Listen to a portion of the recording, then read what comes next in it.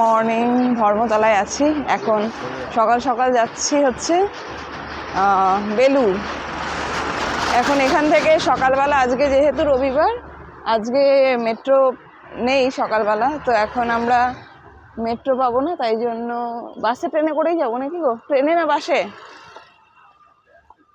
ট্যাক্সিতে? তাহলে দেখা যাক কিসে যাচ্ছি। এখন যাই ওখানে অবধি, তারপরে গিয়ে বেলুড়ে দেখা হচ্ছে। এখন এই জায়গাটা দেখে কে কে বুঝতে পারছেন এটা কোন জায়গা? এটা হচ্ছে ধর্মতলা। ধর্মতলা সকালটা ঠিক এরকম। এগুলোতেই রাত্রেবেলা কালকে যে ভিডিও দেখেছিলেন ওখানে কত ভিড় ছিল, এই সকালবেলা এখন পুরো ফাঁকা ধর্মতলা। এখন যাচ্ছি বেলুড়। এখন কিছুটা হাঁটতে হচ্ছে, আর আমার হিল জুতো পরে আমার সেই হাঁটতে অসুবিধা হচ্ছে। এই যে ঢাকা দেওয়া জায়গাগুলো, এখানে খাজানা আছে, খাজানা। উঠছি আর বাবা হাঁটছে, আর অবস্থা কি চারিদিকের, যাচ্ছে তাই অবস্থা।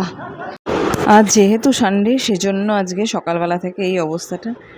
চাইলে ওলা বুক করতে পারতাম, কিন্তু দেখলাম একটু আলাদাভাবে ফিল নেওয়া যাক সকালবেলাটার, একটু হেঁটে হেঁটে যাওয়া যাক একটু কলকাতাটা, এই সকালবেলাটুকু সময় যখন একটু হাঁটা যাবে, সেই জন্য ট্যাক্সি ছোটন বলছিল করে নেওয়ার জন্য।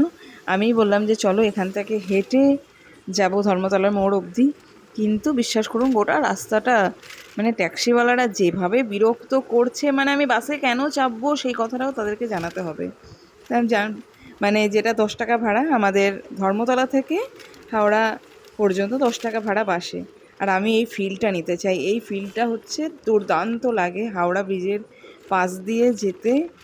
আমি যখন প্রথম কলকাতা যাই এবং যত বছর ছিলাম আমরা ওখানে, আমি হাওড়ায় নেমে সবসময় বাস ধরতাম।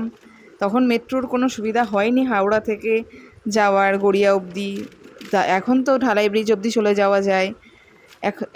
তখন কোনো সুবিধা ছিল না। ওই 1 ঘন্টা গরম হোক ঠান্ডা হোক এইভাবেই ফিল নিতাম, এতটাই করে আসতাম। তো আমরা হাওড়া পৌঁছে গেছি।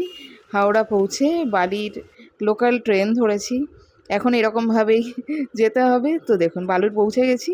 পরের ভিডিওতে বাকিটা দিচ্ছি। Thank you.